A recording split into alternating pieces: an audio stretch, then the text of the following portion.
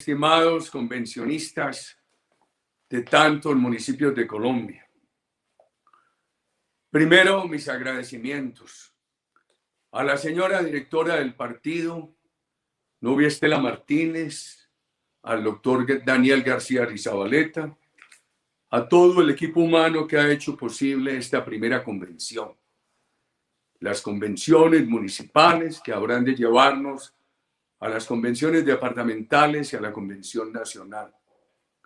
Un esfuerzo enorme a través de estas redes, en un país que ha venido avanzando, que tiene mucha ilusión en la conectividad, pero que todavía hay zonas con mucha dificultad y ciudadanos que no pueden acceder.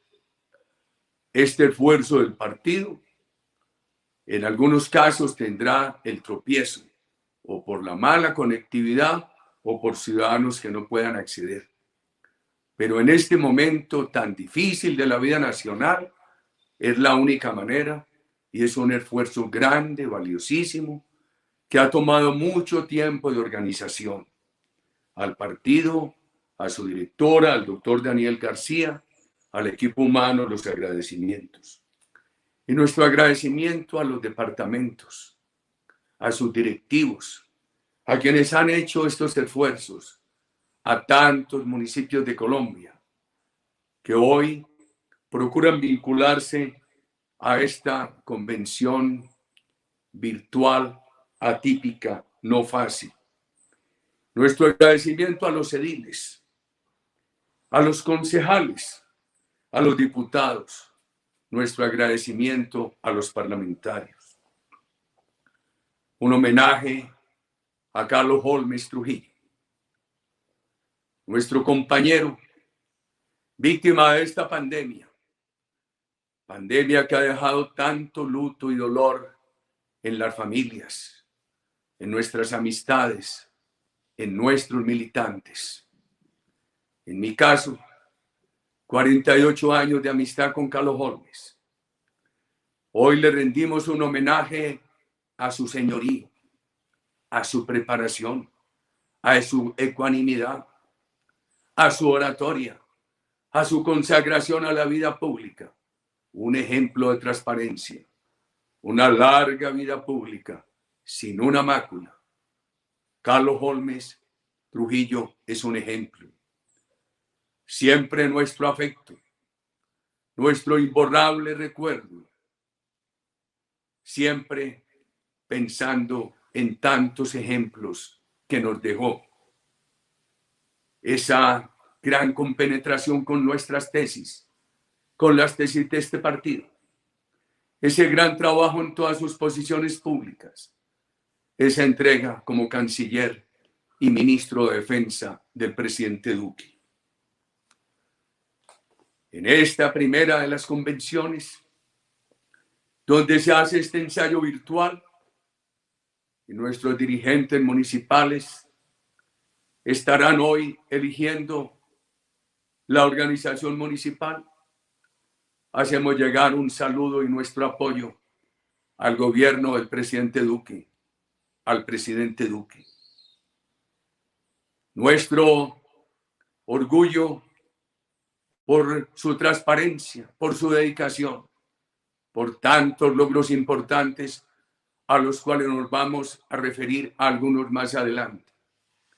Y nuestra solidaridad para acompañarnos en la tarea que le queda de este año y medio para que Colombia, afectada como todos los países del mundo en su economía y en su tejido social por la pandemia, pueda tomar ese carril de progreso como venía hasta febrero del 2020, gracias a las acciones tomadas por el gobierno del presidente Duque.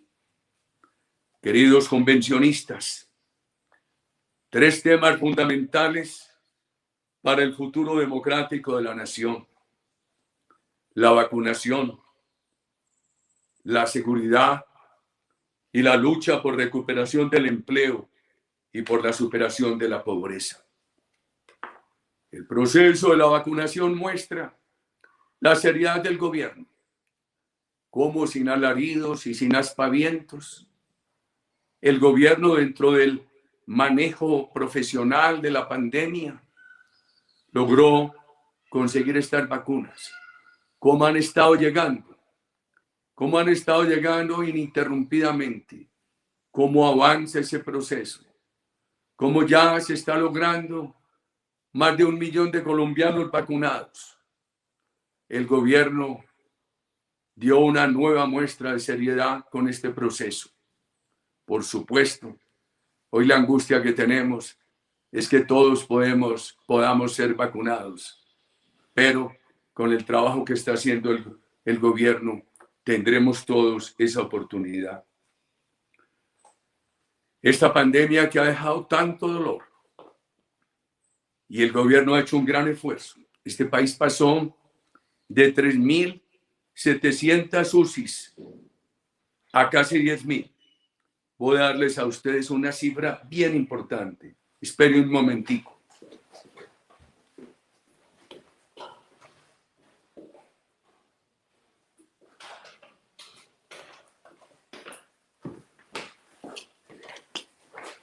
Les voy a contar algo fundamental, queridos conveccionistas.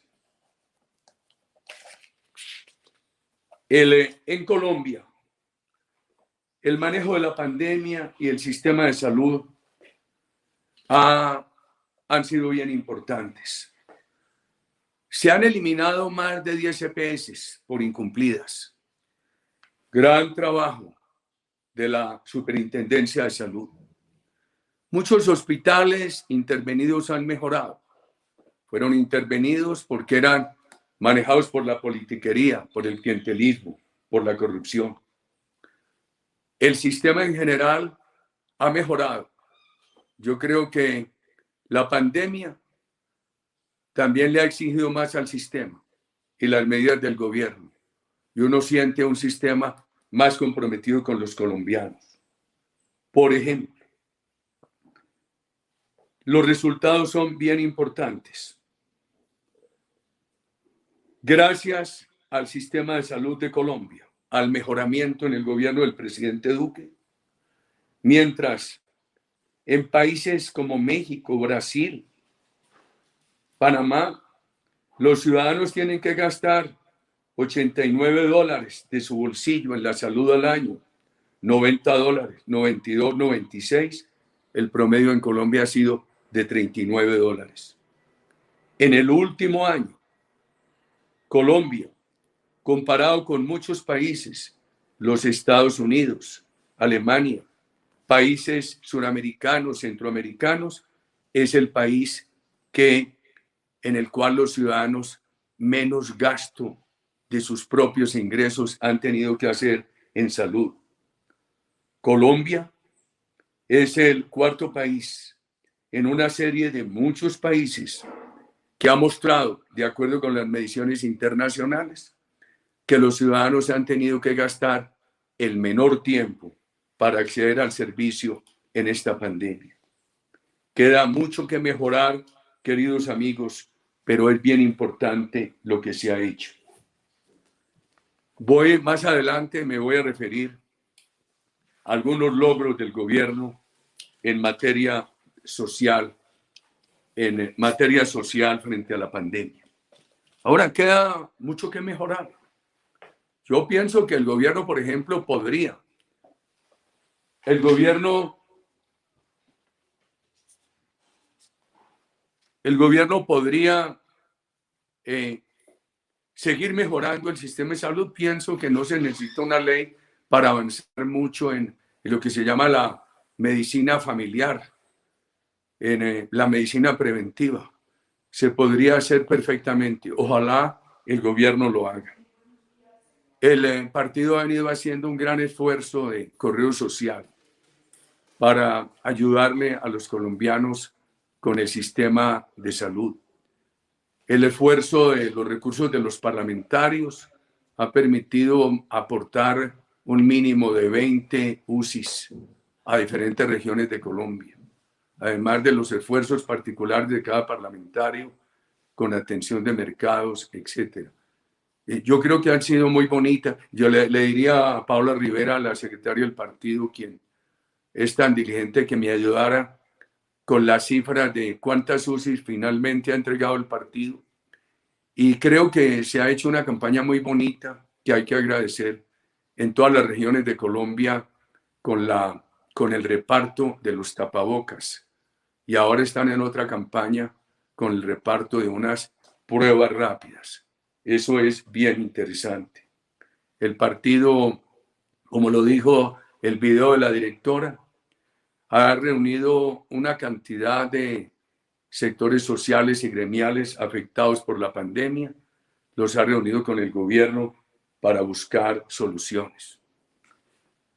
Quedo pendiente de que Paola Rivera nos confirme en algún momento cuántas han sido las UCIs que ha entregado el partido, cuántos tapabocas se han repartido en todo el país, en cuántas ciudades colombianas y cómo va el tema de las pruebas. Un segundo reto muy grande para Colombia este año es la seguridad.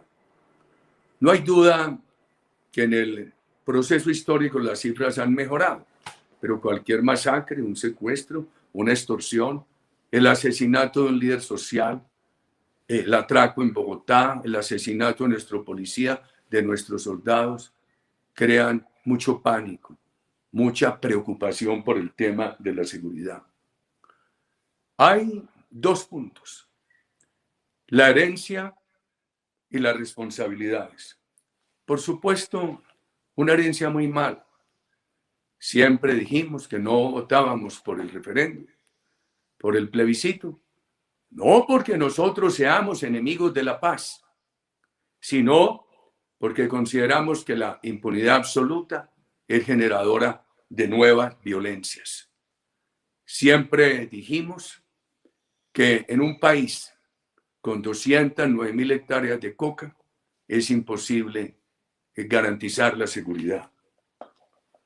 La verdad es que las disidencias de la FARC, que algunos las estiman en más de 4.000 personas, vienen desde los mismos acuerdos de La Habana. Desde allí empezó ese reagrupamiento, ese nuevo crecimiento del ELN. Eso fue estimulando el crecimiento de todas las bandas criminales. Pero esto no obsta para reconocer esfuerzos hechos y para pedir que se hagan más esfuerzos.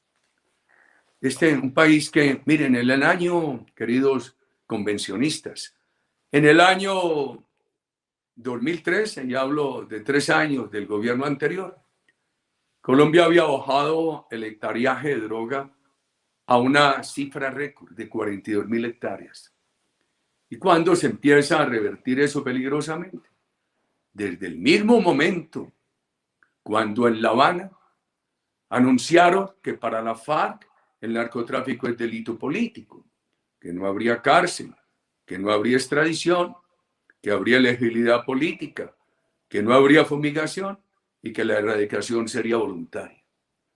Desde ese momento, en el 2013, 2014, 2015, ese récord de 42.000 hectáreas que generaba muchas ilusiones de que el país podía acabar con los cultivos de droga, con el narcotráfico, ese récord empieza a revertirse y el presidente Duque recibe 209.000 hectáreas de droga. Han hecho un gran esfuerzo en materia de erradicación. El último informe del doctor Carlos Holmes nos dijo que se ha pasado de 15 grupos que erradicaban cuando empezó el gobierno a casi 200, que el año pasado erradicaron 130.000 hectáreas de droga. Un gran esfuerzo, no hay duda, pero falta la fumigación. Ojalá el gobierno pueda empezarla rápidamente y creo que Colombia va a tener que revisar las normas constitucionales y legales para que no sigan apareciendo atranques a esos procesos. La fumigación en nuestro gobierno funcionó bien y hoy hay equipos técnicos para que funcione mejor. Hoy con el GPS, con un avión donde el piloto no tenga discrecionalidad, sino que esté debidamente programado de manera computarizada, se puede garantizar que la gota sea gruesa. ¿Cómo? Por ahí veo a Paula Rivera. Sí, Paula. Muy buenos días, presidente. Para que nos cuentes esas cifras. ¿Cuántas UCI se entregó el partido? Presidente, entregamos durante este último año de pandemia, hemos entregado 4 unidades de cuidados intensivos, 14 respiradores. Hemos entregado 2.2 millones de tapabocas. Hemos entregado más de 145,000 pruebas de detección de COVID. Adicionalmente a esto, hemos entregado 28 generadores de oxígeno y 80 pulsómetros. Y presidente, más de 100.000 mercados a familias que lo necesitaban en su momento. Eso sin contar el esfuerzo adicional de cada parlamentario. Así es, presidente. Hubo esfuerzos individuales de cada uno de los parlamentarios en todas las regiones del país. Esa cifra no la hemos consolidado en general, pero estas son las cifras que hemos hecho desde la institución del partido con ayuda de la Fundación Mano Firme, Corazón Grande y la bancada de nuestros congresistas. Adicionalmente a eso, diputados, concejales, ediles han hecho colaboraciones individuales en sus municipios y departamentos. Y las donaciones del sueldo a fundaciones. Adicionalmente a esto, presidente, recordemos la donación que los congresistas hicieron de 13 millones correspondiente al retroactivo del año inmediatamente anterior de su sueldo. Estas donaciones. También que en algún momento se tenga un informe de todos los congresistas que la hicieron. Y si alguno faltare, yo sí pediría que todos cumplamos con eso. Yo creo que habrá que hablar privadamente con los que no hayan hecho eso para que se haga, porque además los congresistas nuestros hicieron una cosa muy buena. Conjuntamente con el Partido Conservador propusieron en la pandemia un impuesto adicional del 20% a los salarios altos de Colombia, empezando por los salarios de los congresistas.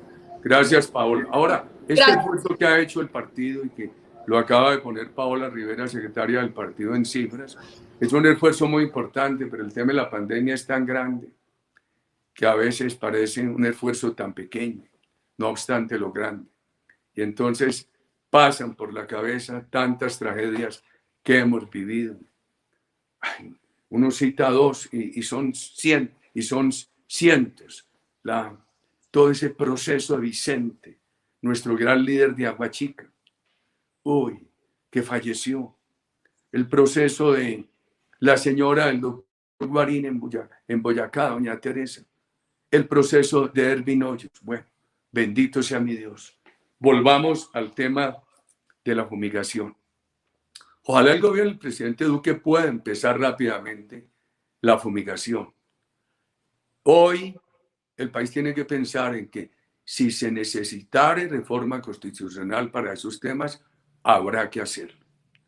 Y la fumigación es totalmente compatible con la protección del medio ambiente, con la protección a los seres humanos, con la protección de los cultivos comerciales. Si lo hizo el gobierno nuestro hoy, sería más fácil con la tecnología. Cuando el avión puede volar con una guía computarizada, con un GPS debidamente programado. Entonces, ya no dependerá de la voluntad del piloto, sino de la programación que se controla, en qué momento se derrama el líquido, a qué altura, con el buen cuidado de que no haya brisa, de que caiga plomo, de que no haya cascos urbanos, de que no haya quebradas, ríos, de que no haya cultivos comerciales. A los jóvenes hay que decirles que este país que tiene todavía más de 600.000 kilómetros en selva virgen, un país cuya participación amazónica representa el 40% del territorio de Colombia. Este país tiene que cuidar sus recursos naturales y eliminar la droga es una protección a esos recursos naturales, porque para sembrar 1 hectárea de droga elimina 2,5 hectáreas de bosque primario. Eso es una tragedia muy grande en Colombia queridos amigos. Ojalá empiece la fumigación. Y nosotros creemos que el gobierno tiene un instrumento muy bueno que se llama cuidadores ambientales, parecido a lo que fue nuestro programa de Familias Guardabosques.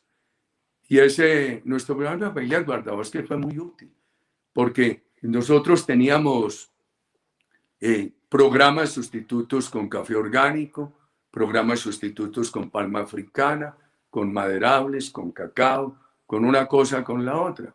Pero también en unos sitios teníamos un programa sustituto bien importante, que era el cuidado de la selva. Cuídela, por favor. Y se le pagaba a las comunidades por eso. Y el compromiso de las comunidades era no sembrar droga, mantener el área libre de droga y al mismo tiempo que se mantenía el área libre de droga, entonces se recuperaba el bosque que había sido talado. Eso lo certificaba Naciones Unidas y el gobierno pagaba. El gobierno está empezando ahora un programa de cuidadores ambientales. Nosotros lo vemos con mucha ilusión. Queremos que se masifique.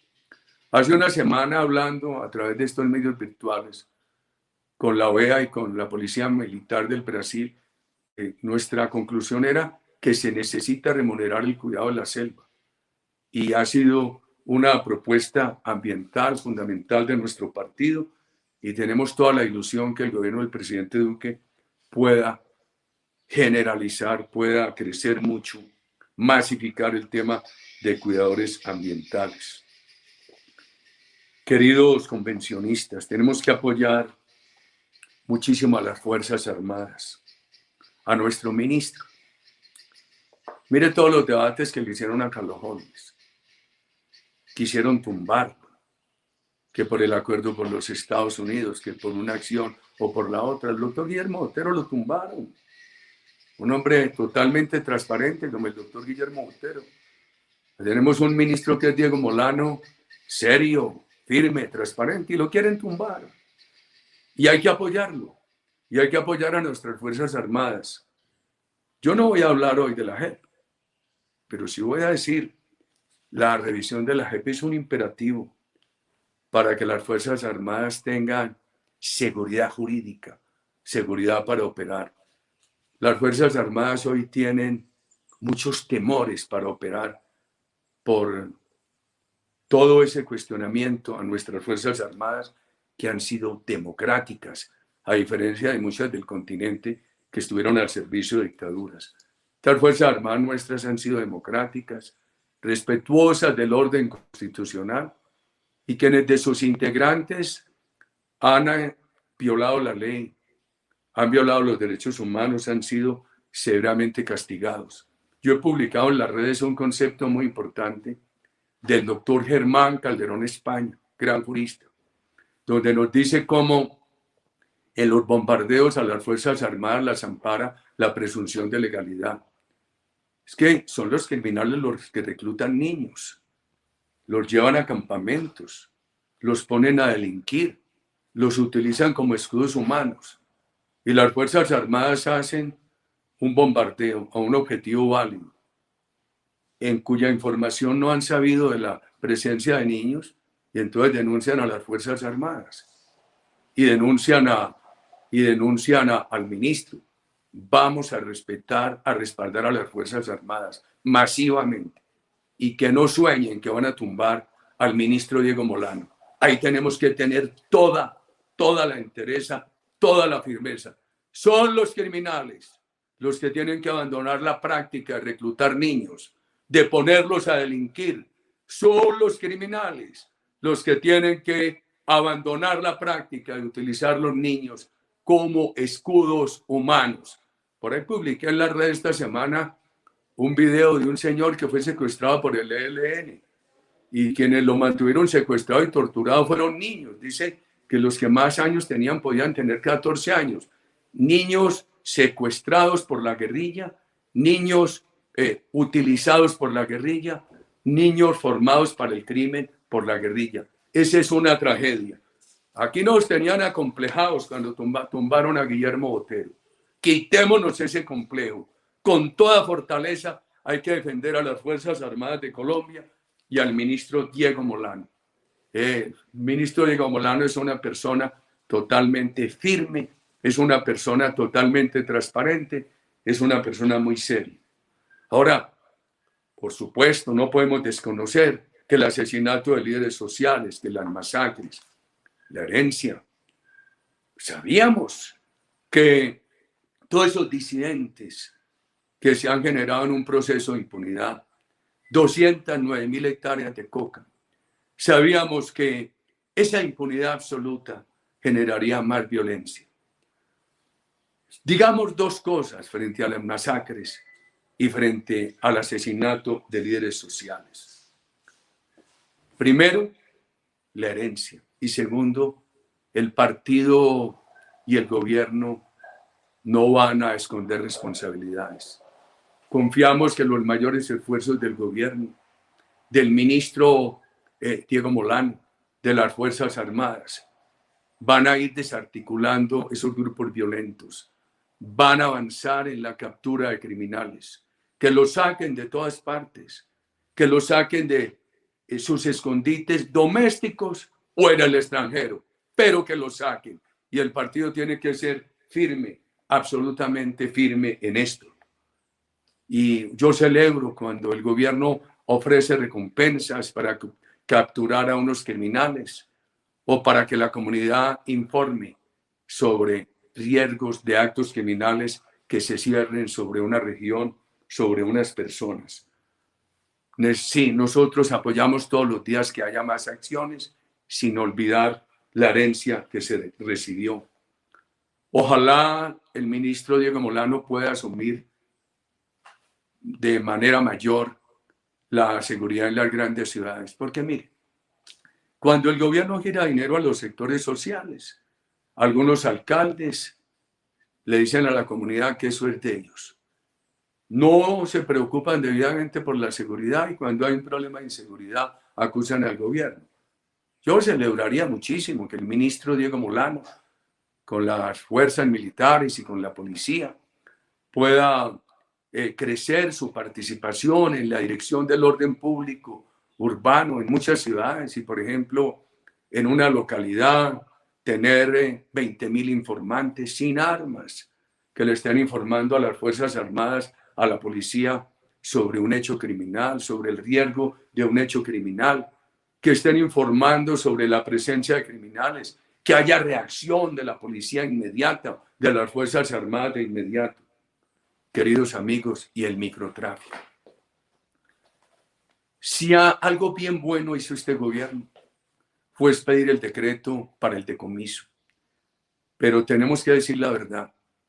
Sentimos en muchas regiones de Colombia un reclamo de que el decomiso no se cumple debidamente. Los municipios cafeteros de Antioquia, de Caldas, de Risaralda, de la cordillera quindiana, especialmente, presentan una queja recurrente sobre el microtráfico. Con todo nuestro afecto a la Policía de Colombia, al gobierno, pedimos que se intensifique el decomiso. Mire, el decreto es bien importante, porque el decreto no pretende criminalizar el microtráfico, el consumo. Este partido, este gobierno han dicho, el consumo es un problema de salud pública. Al consumidor no lo podemos llevar a la cárcel.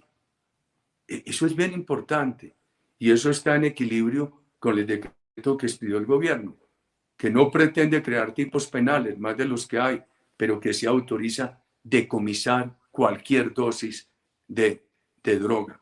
Entonces, si una persona es consumidora, lleva una dosis personal, decomísenle eso. No lo tienen que meter a la cárcel. Eso no es delito. Hay que ponerlo en un tratamiento, en un programa de rehabilitación en materia de salud, etc. Pero el decomiso es una necesidad. Es que ese microtráfico genera gran cantidad de asesinatos. Ese microtráfico no solamente hace un enorme daño a las familias, sino que la disputa por el microtráfico y las venganzas contra los que denuncian, eso está causando muchas muertes. Esas masacres en el suroeste de Antioquia fueron por microtráfico. Un dirigente del Centro Democrático que estaba denunciando el microtráfico, las bandas de microtráfico lo asesinaron. Este es el partido de la seguridad. La seguridad es un valor democrático, una fuente de recursos. Es mejor sufrir persecuciones por garantizar la seguridad que abandonar este valor. Por favor, y que cada uno de nosotros sea un informante de las Fuerzas Armadas, sea un colaborador del gobierno para que este país recupere totalmente la seguridad. Hemos hablado de dos retos inmediatos para la democracia, del tema de la vacunación, del tema de la seguridad. Hablemos de la reactivación del empleo y de la pobreza. El gobierno ha hecho grandísimos esfuerzos, queridos ciudadanos. Voy a mostrarles algunas cifras que aquí traigo conmigo. Por ejemplo, en Familias en Acción, este gobierno se ha gastado 3.605.000 millones. En Jóvenes en Acción, 862.000 millones. En Colombia Mayor, 2.8 billones. Compensación del IVA, 375.000 millones.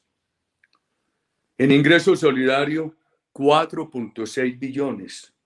En el PAEF, que es el programa que le ayuda a los trabajadores, un giro a las empresas para que les puedan pagar a los trabajadores, el gobierno se ha gastado 4.9 billones.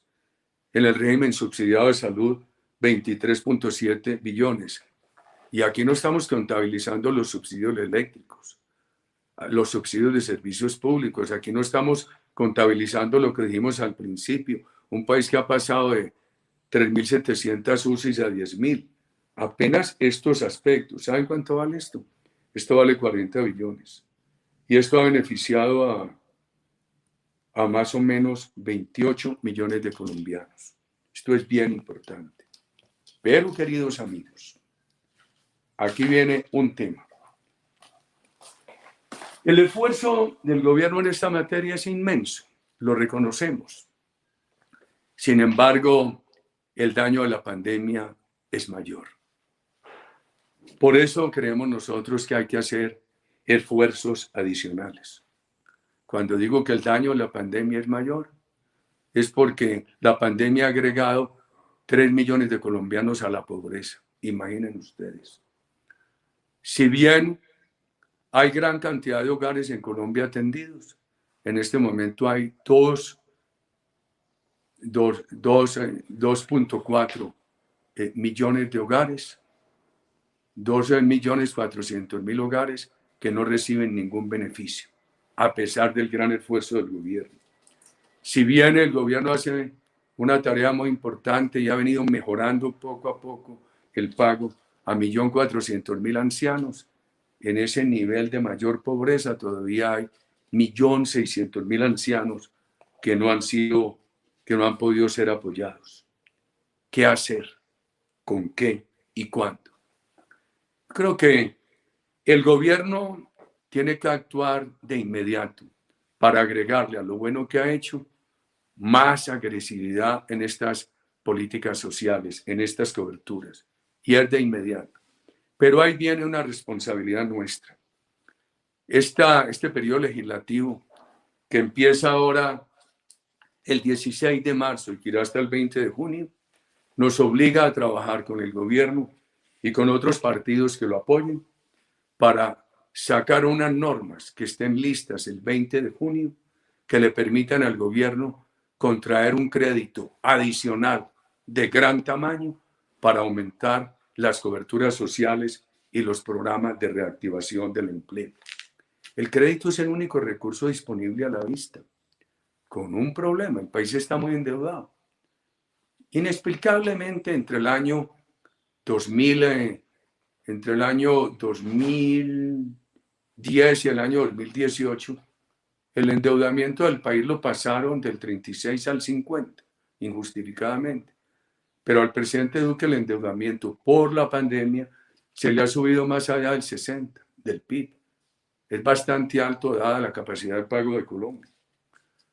Entonces, necesitamos con urgencia aumentar esas coberturas sociales. Y el único recurso a la vista es un recurso de crédito, en un país muy endeudado.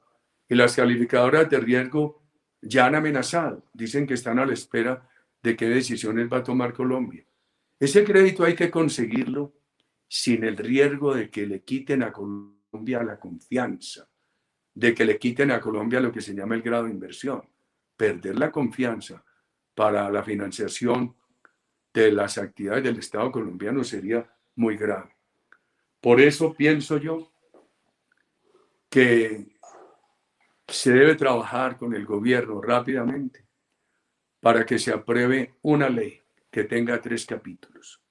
El capítulo de aumento de las coberturas sociales, un capítulo de ahorro y un capítulo de aumento moderado de impuestos para fines sociales. El capítulo de ahorro. Este gobierno eliminó la mermelada. Yo creo que es un gran paso de transparencia y de ahorro. Pero el Estado colombiano, en la administración anterior, volvió a tomar un rumbo de Estado de derrochón, de Estado con exceso de nóminas, por favor, y exceso de entidades. Nosotros hemos hecho ejercicio y el gobierno lo conoce. Por ejemplo, si se tomara la decisión que durante 10 años los gastos de funcionamiento y de nómina del Estado no pudieran crecer más allá de inflación, excepcionando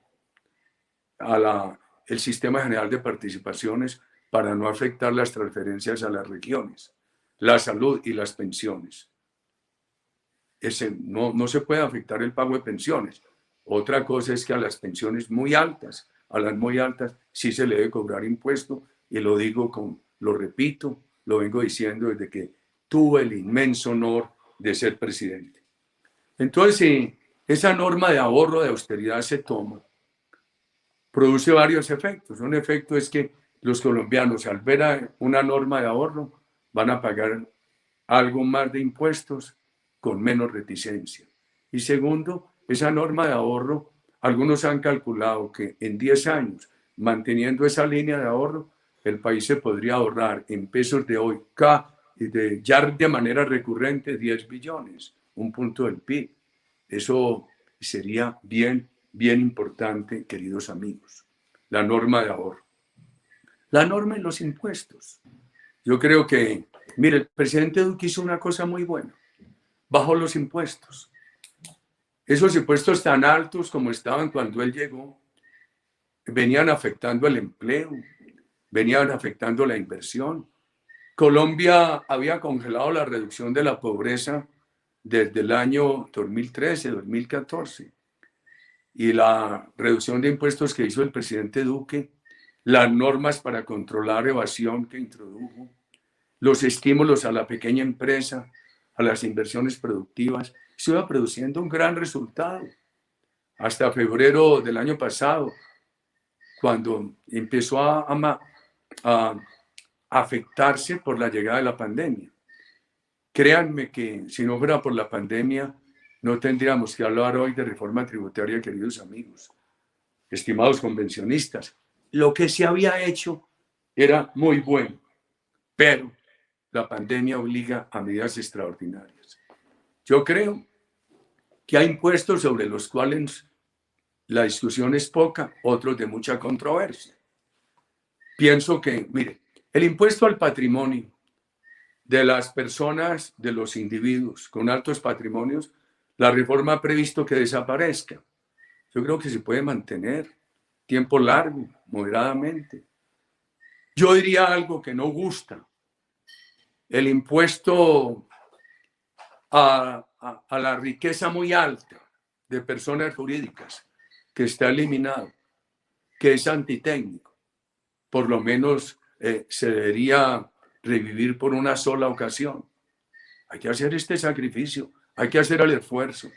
A unos jóvenes que se reunieron conmigo hace una semana les decía yo, para ayudar a recuperar el tejido social de la nación, muchos van a tener que hacer sacrificio, privarse de lujos, privarse de un viaje a vacaciones, privarse de un restaurante de lujo y ayudar con algo más de impuestos.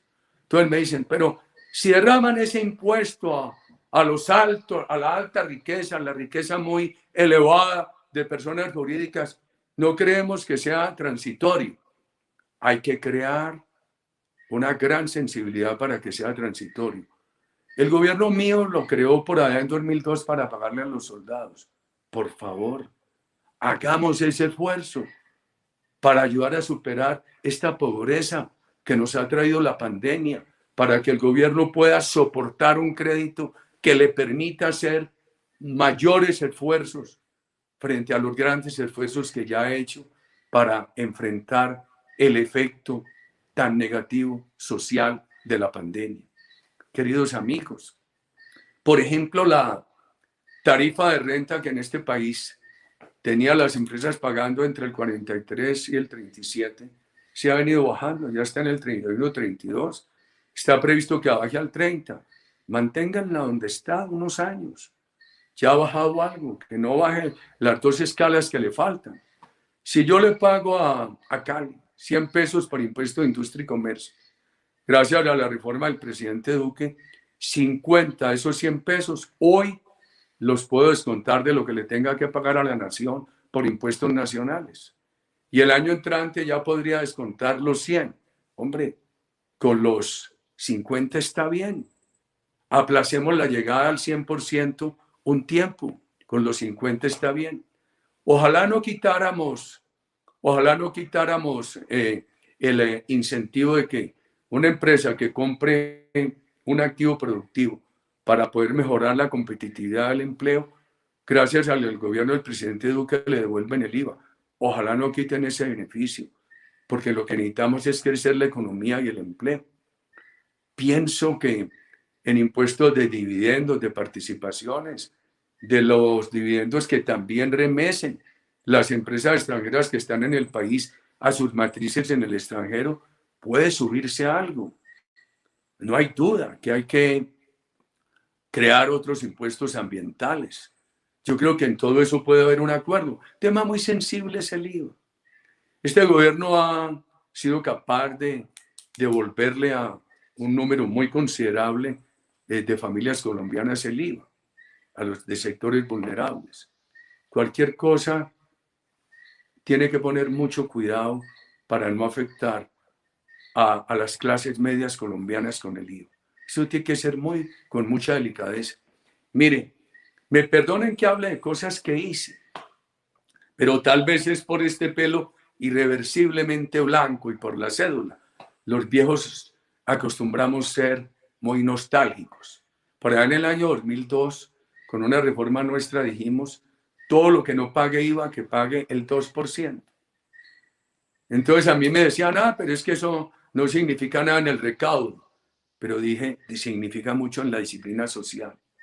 Una cosa de esas que hiciera Colombia podría ayudar a que se diera una muy buena señal de que es apenas el 2%, que es muy poquito, pero empieza a formalizar la economía en términos tributarios. Y si yo fuera un observador internacional, un directivo de una de esas calificadoras de riesgos, diría, qué esfuerzo tan bello el de Colombia. No importa que el recaudo sea muy poquito, lo importante es el esfuerzo de formalizar la economía en materia tributaria. Creo que lo más importante ahora, en estas vísperas del 16 de marzo, cuando se instale el Congreso, es que haya un gran acuerdo de los partidos que apoyan al gobierno, empezando por el nuestro y el gobierno, que ese proyecto se presente por un consenso entre el gobierno y sus partidos, con el mayor y el mejor criterio social, queridos amigos. Pero mucha gente me dice, ¿cómo no van a hacer reforma tributaria? Digo, hombre, yo les hago una pregunta. Necesitamos que el gobierno tenga instrumentos para poderse endeudar más y aumentar las coberturas sociales. ¿Cómo le pedimos al gobierno? Que pase de 3 millones de beneficiarios, 3.084.000 beneficiarios de ingreso solidario a 5 millones, si no le damos herramientas. El gobierno tiene un programa de vivienda social muy bueno, queridos amigos, pero esos subsidios los puede acabar de entregar en agosto y necesita más, necesita más. Si le pedimos más subsidios de vivienda o más subsidio a la tasa de interés para comprar vivienda y generar empleo, ¿cómo no le damos herramientas al gobierno para que pueda conseguir ese crédito? Si le queremos pedir que sean muchos los proyectos asociativos del campo que puedan tener subsidio a la tasa de interés, ¿cómo no le damos herramientas al gobierno? El doctor Oscar Iván Zuluaga, cuando era ministro de Hacienda, probó un programa muy importante que él llama empleos remediales o empleos de emergencia en Pereira, que nosotros pedimos hoy que lo pudieran hacer en todo el país, en todas nuestras ciudades, para limpiar quebradas, caños, hacer infraestructura deportiva, acelerar esa infraestructura deportiva, repararla, reparar parques, etcétera.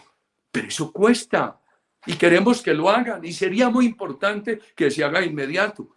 Lo queremos, pero le tenemos que dar herramientas al gobierno. Ahora, si la tributación es moderada, si no va a afectar la inversión y el crecimiento de la economía. El gobierno anterior dejó los impuestos aquí. El presidente Duque los bajó aquí. Subámoslos un poquito para poder que el gobierno tenga herramientas para financiar todo esto social que necesita. Nadie está diciendo que lo subamos allá porque se nos vuelve a parar la economía y necesitamos es reactivarla. Los más pudientes que hagan un esfuercito. Vale la pena por nuestra democracia. Queridos amigos, esto tiene que ser ya. Esto tiene que ser ya. Y quiero referirme a otros proyectos del gobierno del partido que ojalá salgan aprobados el 20 de junio. Mire, en las redes he publicado que Bogotá con Budapest son las ciudades más congestionadas del mundo. Ustedes saben el tiempo que toma un trabajador en Bogotá para ir de su casa al trabajo y regresar. Medellín y Cali están entre las ciudades más congestionadas del mundo. No obstante que Medellín tiene el metro y Cali tiene un buen MIO, que es el sistema de transporte masivo. La OCDE ha dicho que los colombianos tienen tiempos críticos por reducidos para la recreación, para la educación, para la familia. Nosotros hemos venido proponiendo que la jornada de trabajo se rebaje en Colombia de 48 a 40, 42 horas. Ya está aprobado en el Senado. Hombre, que aprobemos eso en Cámara, que le demos a los colombianos esa buena noticia el 20 de junio y eso puede entrar gradualmente. Quienes lo han hecho, porque las empresas dicen que eso nos trae mayores costos. No, señor. Se pueden hacer convenios de productividad con los trabajadores. Por favor, además estas plataformas ayudan mucho. Lo peor para este país es tener un ambiente laboral hostil por los tiempos de desplazamiento, un ambiente laboral hostil por la congestión de nuestras ciudades. Nosotros creemos en una economía fraterna, sin odio de clases. Muchos me regañaban porque propusimos la prima adicional para los trabajadores. Recordarán ustedes que en campaña dijimos menos impuestos para las empresas, mejor remuneración para los trabajadores. Por eso fue que propusimos la prima adicional, que infortunadamente por la pandemia no pudo salir de la Cámara. Pero saquemos, que la Cámara apruebe, el partido en coalición con otros partidos, la disminución de la jornada de trabajo para tener un ambiente laboral más amable en Colombia, para ser consistentes con lo que decimos. Queremos una economía fraterna, de un gran entendimiento entre empleadores y trabajadores, queridos amigos. Este país tiene un problema de desigualdad en la raíz. Aquí nace un niño de un hogar con recursos y nace con ventajas. Nace un niño de un hogar vulnerable y nace con mucha privación, con mucha desventaja. Por eso desde el año 2009 con Andrés Arias, después con el doctor Francisco Santos, con el doctor Oscar Iván, con el presidente Duque, y ahora nuestra bancada parlamentaria propusimos el bono solidario para el niño que nazca en un hogar vulnerable. Eso ayuda a nivelar la cancha. Y que eso no quiere decir que le entreguen la plata y no, pero le tengan el bono. Y que cuando ese muchacho sea un universitario y quiera tener un proyecto de emprendimiento que pueda convertir ese bono en dinero y financiar ese proyecto de emprendimiento, o que eso le ayude a pensionarse. Mire, nosotros queremos a los taxistas colombianos. No estamos en contra de las plataformas. Lo que hemos dicho es, las plataformas no pueden ser una competencia desleal al taxista, ni pueden olvidarse de sus obligaciones sociales con los trabajadores. Allá van orientados nuestros proyectos. Protejamos al taxista, démosle toda la posibilidad. Y que el Rappi le tenga que ayudar al muchacho de la moto que hace el envío, que lleva el envío, le tenga que ayudar y de manera muy responsable con la seguridad social. Londres acaba de tomar la decisión de que los trabajadores de las plataformas tienen que tener todos los derechos del contrato laboral. Miren para dónde va. Entonces nosotros no nos oponemos a las plataformas. Lo que estábamos buscando con nuestros compañeros en el Congreso es que las plataformas cumplan con las obligaciones con quienes les sirven a esas plataformas, con las obligaciones de seguridad social y que no tengan competencia desleal. Proyectos como este y otros proyectos que han venido sacando adelante los compañeros. Senador Corrales, el representante Vallejo, sacaron una gran norma para que a las emisoras comunitarias, que son la base de la democracia de medios de comunicación en Colombia, les condonaran la deuda. Eso lo aplaudimos. O el proyecto de estímulos al turismo tan afectado en esta pandemia, impulsado por el gobierno y que tuvo ponente a la senadora Ruby Chagui. O estamos a la espera de que se reglamente la vigilancia de los padres de familia a toda la alimentación escolar, queridos amigos. Salgamos el 20 de junio con otros partidos a decirle a los colombianos que le hemos entregado al gobierno una herramienta jurídica y los colombianos unas leyes para que el gobierno pueda aumentar las coberturas sociales y además, queridos amigos, para que Colombia tenga un ambiente social mucho más amable. La verdadera paz radica en lo social. La paz no es la indulgencia frente a los criminales. La paz es la solución permanente a las dolencias sociales.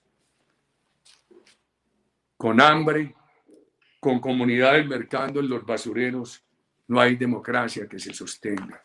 Estamos ante estos imperativos. Ahora, por supuesto, el gobierno tiene logros muy importantes. Ya he mencionado algunos esfuerzos. Este país, al final del presidente Duque, de su gobierno, va a tener un 14% de la capacidad de energía generada, instalada, de energía de viento o de energía solar. Eso es un gran logro, queridos ciudadanos. Eso es un gran logro que le da a este gobierno la posibilidad de decirle al mundo, estoy cumpliendo en reducción de emisiones. Y decirle al mundo, Colombia se está poniendo a la vanguardia de las energías renovables. Ojalá saquemos también el proyecto que estimula en Colombia toda la política para la producción de hidrógeno verde, que eso está llamado a ser una gran fuente de energía. O el azul, que proviene del gas, que el proceso se hace apelando al gas natural. Proyecto también del partido que está en el Congreso. Y hay una ley aprobada que necesitamos que se cumpla, que los municipios puedan ser socios con acciones especiales, que no interfieran la administración de empresas que se instalen en sus territorios para generar energía solar o energía de viento. Eso les ayudaría, facilitaría mucho las consultas con las comunidades para instalar los molinos de viento, para instalar las redes de transmisión, para instalar los paneles que tienen que cubrir una porción de territorio y también refrescaría las finanzas territoriales. Y educación. Este gobierno ha avanzado mucho en educación. Un presupuesto que pasó de 37 billones a 47.3. Eso es un logro inmenso, inmenso.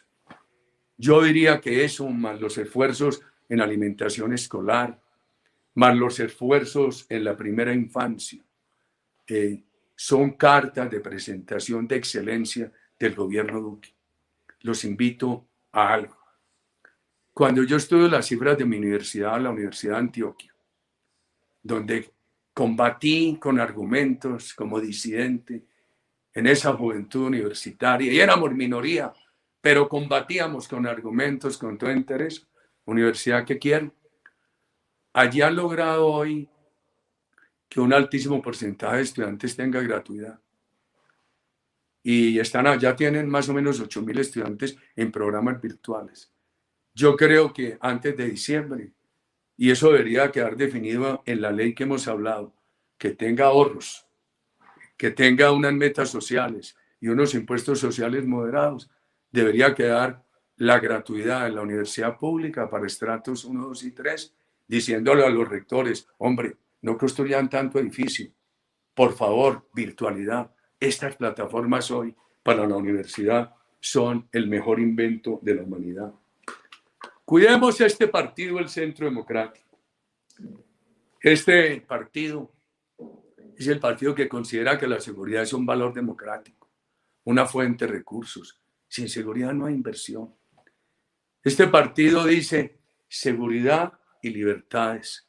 Seguridad para los amigos del gobierno, seguridad para los adversarios del gobierno. Seguridad con libertad de prensa, sin censurar la prensa. Seguridad con responsabilidad en materia de derechos humanos. Partido de centro. Este partido cree mucho en la empresa privada. La apoyamos totalmente, pero no como un fin, como un medio para financiar lo social. Por eso para nosotros empresa y privada y lo social van junticos. Más empresa privada para mantener más política social. Este partido cree en que hay que darle más estímulos a la empresa privada, al emprendimiento, a la pequeña empresa, a la mediana y a la grande, y mejores condiciones a los trabajadores, a los sectores sociales. Queridos amigos, nosotros siempre hemos tenido una agenda muy importante de medio ambiente.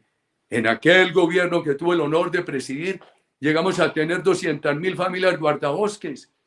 En el perímetro de la Sierra Nevada instalamos para cuidar el medio ambiente 9 pueblos indígenas. Todo nuestro esfuerzo por los biocombustibles llevó a Colombia a tener la capacidad de producir más de 1 millón de galones al día en biocombustibles. Por favor, todos los esfuerzos que hicimos en materia de mejoramiento de refinerías era para mermarle la participación de sulfatos a los combustibles. Y el presidente Duque está haciendo unos esfuerzos a los cuales ya acabo de referirme. Digámosle a los jóvenes qué hemos hecho, qué pensamos, cómo no vacilamos en proponer hoy unos impuestos en materia ambiental para que Colombia pueda cumplirle al mundo. Este es un país amazónico, tiene el 40% de su territorio en la Amazonía y hay que cumplirle al mundo con el compromiso de reducción de emisiones. Nosotros somos el Centro Democrático. Protegemos los valores de la familia. Creemos en la familia, queridos convencionistas, y respetamos la intimidad de las personas. Este es un partido que asume riesgos de coyuntura, pero que tiene una gran vocación de permanencia. Este no es un partido en nombre propio. Este es un partido impersonal, Centro Democrático, atemporal. La defensa de la democracia cabe en cualquier tiempo, queridos amigos. Un partido que tiene que ser de organización y de opinión. Tenemos dificultades y frustraciones. Yo respondo 300, 400, 500 mensajes al día y muchos quedan frustrados porque me piden puestos y le digo, yo estoy limitado, yo no puedo. Por ejemplo, en el tema de salud hemos podido ayudar mucho, gracias a la Superintendencia de Salud, a hospitales, al ministerio, a la generosidad de nuestros compañeros. Pero, por ejemplo, yo comprendo que hay muchas frustraciones en participación en puestos y muchos deben estar bravos conmigo porque yo les contesto en esos mensajes que no puedo. Pero si nosotros cumplimos la tarea podemos convertir frustraciones y preocupaciones en esperanzas que se tengan que ir alimentando por realidades. Yo creo, en estos días alguna del partido me regañaba y me decía, pero es que usted habla de todo este problema de pobreza, etcétera, el riesgo del 22, cuidado con el 22 y la esperanza. Si cumplimos una tarea y el 20 de junio le entregamos una gran legislatura al país, que mejore mucho el ambiente social, y el gobierno tiene los instrumentos para endeudarse más y avanzar mucho más en políticas sociales y de reactivación, eso va creando esperanza. Vamos pasando de la tragedia en el alma derivada de la pandemia a una nueva ilusión. Por eso he dicho, trabajemos en esos temas. Después hablamos de candidatos. Claro que el partido tiene mujeres extraordinarias, varones extraordinarios, pero tiene este compromiso con el gobierno Duque y con Colombia, que lo tenemos que honrar muy rápidamente. La meta es tenerlo aprobado el 20 de junio. Primero ese compromiso es un equipaje de defensa de la democracia. Después hablamos de candidatos. Por supuesto, mi situación ha sido muy difícil. Yo persisto por amor a Colombia, a ustedes. Esta situación judicial que he llevado sobre mis hombros me atormenta por ustedes y por el dolor de mi familia. Pero a ustedes los molestan mucho, les dicen, Centro Democrático, es que hasta ese Uribe, que ese Uribe es paramilitar, que ese Uribe soborna testigos, que una cosa, que los falsos positivos. Miren, tengan la certeza, he combatido toda la vida con ideas, con argumentos, con resiedumbre, pero con un gran respeto por la ley. Y me preocupa mucho lo que ustedes tienen que sufrir de ese debate contra mí todos los días. Mi contribución es seguir en la lucha y explicar todo lo que refiere a mi persona. Me siento con complejos, pero las responsabilidades con ustedes, con mi familia, con la patria, me obligan a persistir con amor a Colombia, queridos amigos. Yo diría que el amor a la patria, la convicción, la fortaleza de las convicciones que se conoce mejor en la adversidad que en el buen tiempo, como dijera el general Rafael Uribe, son factores de motivación en estos momentos tan complejos. Y algunos dicen, no, es que el Centro Democrático lo que sigue es creando pánico al castrochavismo. Yo les voy a decir hoy lo siguiente. Aquellos que en Colombia representan al castrochavismo tienen muchas diferencias con Castro y con Chávez. Se las voy a decir. Por ejemplo, Castro y Chávez, antes de llegar, pasaban como amigos de la empresa privada. Las expropiaron después de haber llegado, pero siempre engañaron. Por fortuna, los nuestros son más sinceros. Los nuestros ya muestran un odio por la empresa privada. Eso los hace diferente de Castro y Chávez. Castro y Chávez se engañaron. Esto ya se les ha salido la culebrita. No han podido mantener la culebrita dentro del cajón y ya manifiestan su odio por la empresa privada. Tienen otra diferencia. Castro y Chávez hablaban de libertad, de respeto a las libertades de opinión, de prensa, etc. Expropiaron los medios, los callaron, obligaron a vender los amigos del gobierno en Venezuela, pero después de haber llegado al poder. Los de aquí de Castro y Chávez son diferentes a Castro y a Chávez, porque estos ya han mostrado su odio por las libertades.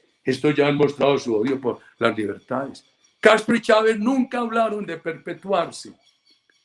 Estos nuestros se diferencian de Castro y de Chávez, porque estos ya hablan de perpetuarse.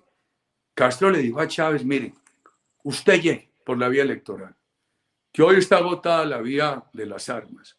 Y cuando llegue usted se queda. ¿Cómo se queda? Usted solamente deja hacer elecciones cuando pueda controlar el resultado. Estos desde allá, pero eso no lo decían Castro y Chávez antes, lo hicieron después. Los de aquí ya lo anuncian, por eso se diferencian los de aquí, de Castro y de Chávez. Ya anuncian una perpetuación y sabemos cuál es la fórmula: controlar el resultado de las elecciones. Castro y Chávez nunca hablaron de acabar las Fuerzas Armadas. Los nuestros sí. Ahí tienen una diferencia. Castro y Chávez decían que ellos no apoyaban el terrorismo. Cuba sigue haciendo esfuerzos para que le quiten la calificación de promotor del terrorismo. Los de aquí son más francos. Yo recuerdo que Castro hablaba era de que quería ayudar en la paz. Ayudaron en la claudicación, no en la paz. Y Chávez negaba cualquier vinculación con el terrorismo colombiano. Después, los hechos le prohibieron esa negación. Los de aquí ya no niegan eso. Los de aquí son defensores de Santrich. Anuncian que no harán un acuerdo de paz con el ELN, sino de claudicación. Firmarles todo lo que quieran es muy fácil. Eso es muy fácil, como lo hizo Santos con la FARC. Pero miren dónde vamos, queridos amigos. Queridos convencionistas, esta es la primera etapa de un proceso bien importante, que vendrán después las convenciones departamentales y la nacional. La política es de todos los días, no es de impulsos ni de emociones, es de procesos permanentes, es de razones y de entusiasmos, queridos amigos. La razón sin entusiasmo no se impone. El entusiasmo sin razón a ninguna buena parte nos lleva. Y a mí me preguntan, ¿pero usted por qué insiste por algo que le tengo que decir a los jóvenes y a los mayores? El camino de la patria es el camino de la vida. El camino de la patria no es la estación del dolor o la estación del éxito. El camino de la patria es el camino de las estaciones de toda la vida. Así como hay que tener la vida en el estudio, en la familia, también hay que tener la vida en la patria. Muchas gracias a la directora del partido, a la secretaria, al doctor Daniel, a todos los convencionistas, y sigamos hoy con las convenciones. Muy, muy amables.